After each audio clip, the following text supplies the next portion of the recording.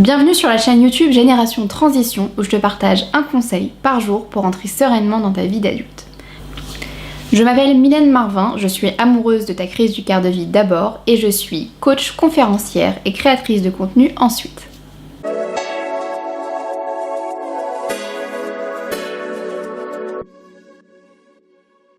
Comment identifier et expliquer son émotion qui est la colère?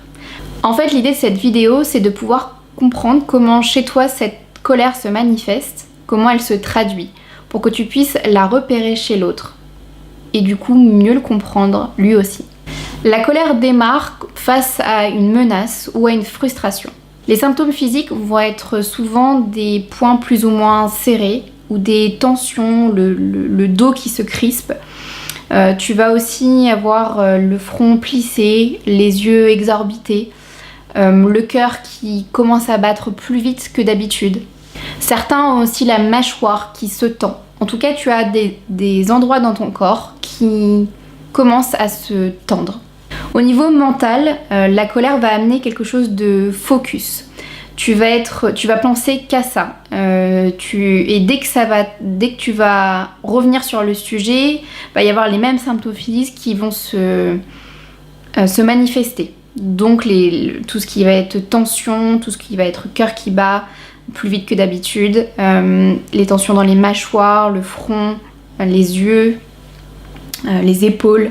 Et une des premières réactions avec la colère, ça va être de l'exprimer avec des mots violents. Parce qu'on va ressentir tellement les choses violemment à l'intérieur de soi que les mots vont aller avec les ressentis en fait. Donc on va vouloir être violent, soit physiquement, soit avec les mots. L'idée donc pour toi, c'est d'avant d'exprimer cette colère avec violence, soit à travers les mots, soit à travers les gestes, c'est de pouvoir entre-temps mettre une étape qui va te permettre de transformer cette colère en douceur. Il y a plusieurs solutions, à toi de trouver celle qui te convient le mieux. Il y en a certains qui vont aller faire du sport par exemple, tout ce qui est boxe, tout ce qui est course à pied, tout ce qui est sport à haute intensité, tu vois, pour enlever cet excès d'énergie. D'autres vont l'exprimer à travers l'art. Ça va être l'écriture, ça va être la peinture, le dessin, tout ce qui va te permettre de